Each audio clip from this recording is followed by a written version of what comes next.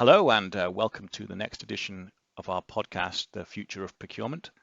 My name is James Marland, Vice President of Network Growth here at SAP, and I've got with me Andrew Bartoloni, Managing Partner at Ardent Partners. Hello, James. In this session, we're going to be looking at the recent reconfiguration of different types of spend, particularly as it relates to the acquisitions that SAP's made over the last 12 to 18 months with the new acquisitions of Fieldglass in contingent labor and Concur for business travel. So I'll start asking Andrew what his thoughts are about how these things have been managed in the past, and is there really synergy with these types of commodities with the traditional procurement teams? Right. So my firm does a large amount of market research focused on the supply management markets, right? So sourcing, procurement, supply management, accounts payable. What we have found in our recent research is that the average procurement organization manages just slightly more than 60% of their overall spend. So this means that there's 40% of total enterprise spend that's not being managed by procurement today, right? So simple math. And just for the listeners, right? Enterprise spend, what we mean there is we look at the goods and services that an organization buys on the direct side, on the indirect side. And it's our view, and our research has shown that procurement adds significant value to placing a dollar of spend under its management. In fact, our research shows that the average procurement organization saves somewhere between 6 and 12% on that dollar of spend that's brought in during the first contract cycle, the first 3 years typically, that a dollar of spend is brought under management. So for many procurement organizations who've done a significantly higher amount of sourcing over the past 5 years than in the decade prior, some of the largest opportunities for value and not just savings is placing that approximately 40% of other spend under its management. Now, what does that 40% typically comprise? Is the more complex categories of spend. So it is things like contingent workforce and SOW spend. It is things like business travel. It's the HR benefits. And so in the context of SAP's recent acquisitions, and I believe you're referring to Fieldglass and Concur, these are the types of systems that procurement organizations can utilize to place that next large category of spend. In fact, contingent workforce and business travel are the two largest categories of spend on the indirect side for most organizations. And on the contingent side, and we'll talk about that in a second, or I'll come back to the point, is that contingent workforce is an area that is growing at a phenomenally fast pace and is becoming increasingly more strategic. Our research shows or predicts that in the next 3 years, between 45 and 50% of all staff working on site at an enterprise will be contingent, will be non-permanent employees. I mean, you see that already, right? You see that companies that used to have large workforces are outsourcing all sorts of their business, either on short or long-term contracts. So in days past, people would have their own catering department, their own printing department, their own lawyers, their own security forces, and those are all outsourced either on short or long-term contracts. And so in some ways, they sort of dropped off the procurement radar a little bit, and they were managed by different systems. And so the metric of spender management actually goes down. At the same time, they have HR type needs as well, because they're now people. And so therefore, you have to look at things like certifications and how people are paid and so on. So it's quite different from the regular procurement activities. So managing contingent workforce spend seems like a natural way for procurement departments to be growing to. I think absolutely right, and so the way my firm looks at contingent workforce, right? We're no longer simply talking about the temp who's filling in for the person who goes on holiday for 2 weeks, right? We're talking about the independent contractors. We are talking about the freelancers. We're talking about the SOW. The consultant, the large consulting projects, all of these, we believe procurement can come in and add value by by actually, frankly, taking a blend of HR best practices and a blend of procurement best practices and doing something that we call total talent management.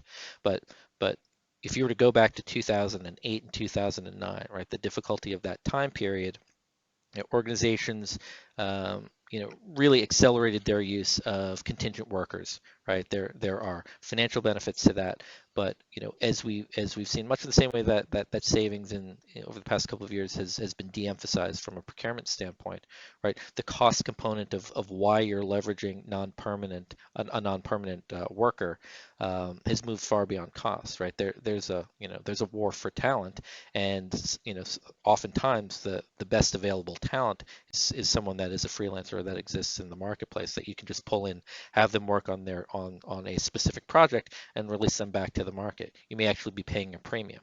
But the amount of dollars that organizations are putting into this large category is only going to increase over the next couple of years. And as with any category, it's our view that procurement can add value.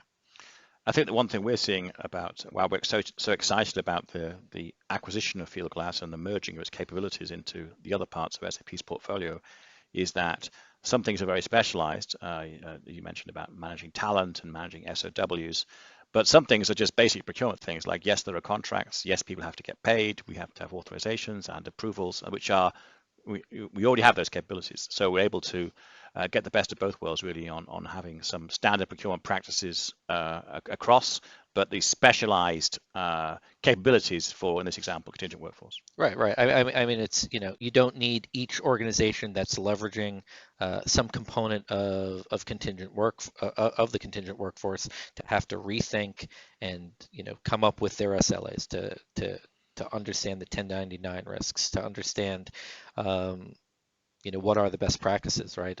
Procurement as a centralized can codify these relationships, can add rigor to the process, and again, it's not coming in and controlling and just sort of setting mandates and setting operating principles. It's engaging and collaborating with the business, understanding what the goals and objectives are of why you would tap into a specific type of worker, and then setting a framework around that so that they can focus on the business and the procurement can ensure that they're getting the highest value for money. Okay, so that's contingent workforce. Now, as the other acquisition that we made is Concur around the area of travel.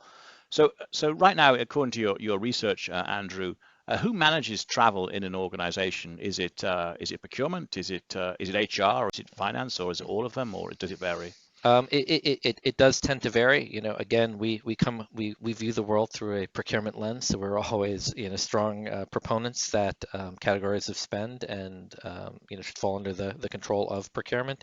It is not unusual, and I think still to this day that business travel and expense management, and particularly the expense management part, does fall under finance. But we believe that travel is a complex category of spend that if procurement can come in and utilize its sourcing strategies to find the highest value travel vendors, that's where the emphasis should be placed in the organization.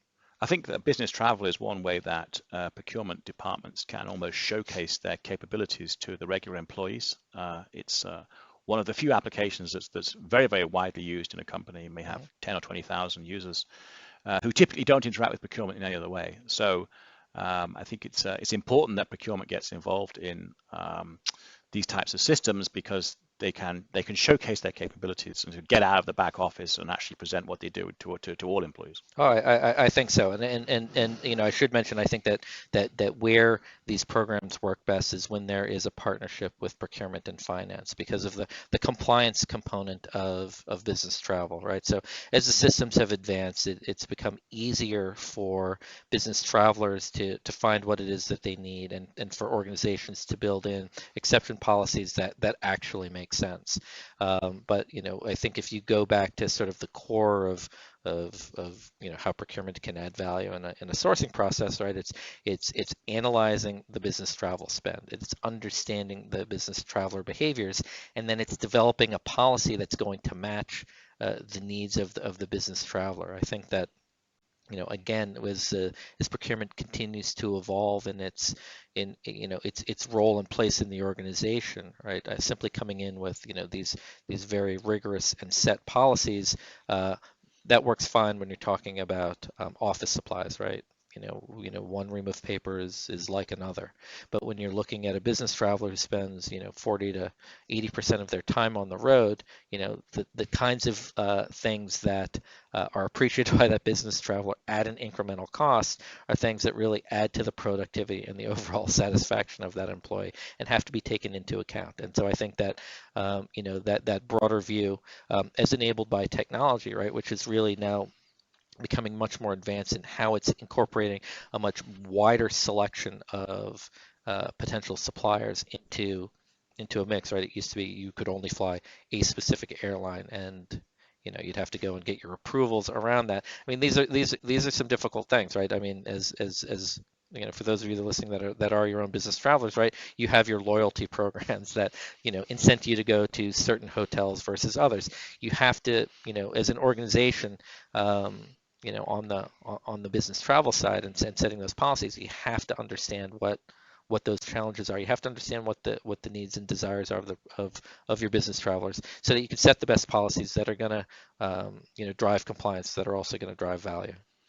So I think one other area of synergy between expense system and procurement system are that expense systems have often in the past been used for all sorts of rogue buying, obviously for usually reasonable reasons. If you're out traveling and you leave your AC adapter for your laptop in a hotel, as I do a couple of times a year, then you have to go and buy a spare one when you're on the road, and you bang it through on expenses, and that's what you need to do.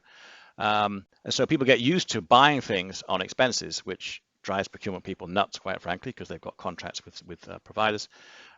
So one of the things that we've seen is the idea of being able to offer a simple spot buy capability to allow them to access a whole variety of content via eBay.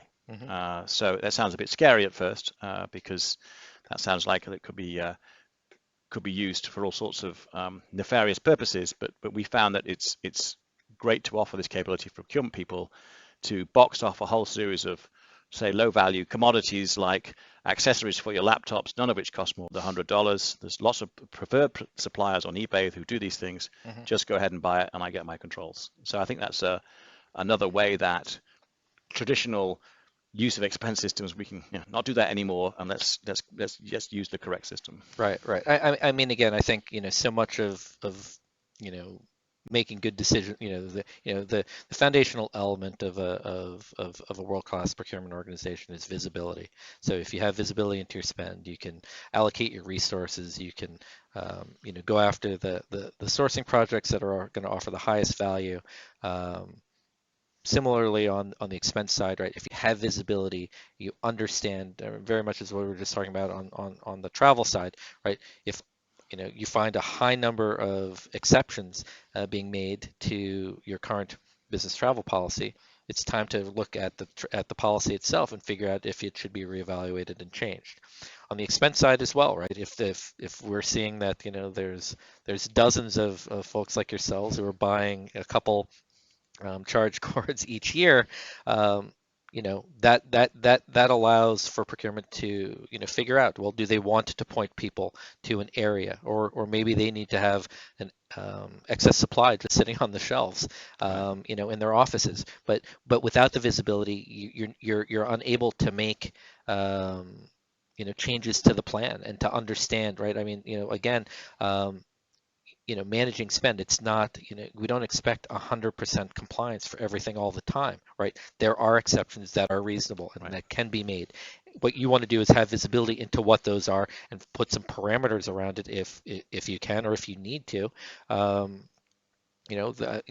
Transactions below $30 may or may not resonate or be important to a procurement organization to a finance department, but they may. But you'd like to have, you'd like at least the ability to make a decision on that. Right. And the last thing about travel is, of course, everything's mobile. And so most of the time you need to access a travel system, by definition, you're traveling. So you need access on mobile devices. And so I think that will also maybe drive behavior in procurement teams to offer up the solutions that they provide more effectively to mobile travelers. In the old-fashioned days of procurement, we focused on laptops and having big screens with lots of information on them. But as people are increasingly working from home or working in the taxi, then I think mobile becomes not just a requirement for travel applications, but even for the wider procurement applications. Right, right. I mean, so we would recommend as organizations start to look at the investments in new enterprise technologies that they work directly with or gain an understanding from an IT perspective as to if and when there is a move away from the standard desktops and from the laptops and what that likely time frame is, right? I think most business people, and certainly those that focus on IT, do foresee a world where people are working primarily on tablets. And so, if you see that it's something that's coming in the next 2 to 3 year horizon, as you're evaluating different solutions in the marketplace, right? Do they have those mobile capabilities today? It's certainly something that is more than just simply checking a box, but it becomes something that can become very important in your final analysis. And we're very excited about the opportunities in mobile because I think one of the challenges that the industry has faced on the procurement side, from a technology standpoint, has been a level of complexity that exists, the number of clicks that it takes for people to do things. Moving all of these technologies to a mobile platform is going to require brutal simplification of all of these tools, and we believe that that's going to be a big driver of adoption in the years to come. Great. Okay, thanks very much, Andrew, for giving us insight really into the different ways that procurement manage these two other broad areas of spend, contingent workforce and Concur, and it gives a bit of background on SAP's move into acquiring these companies. Thank you.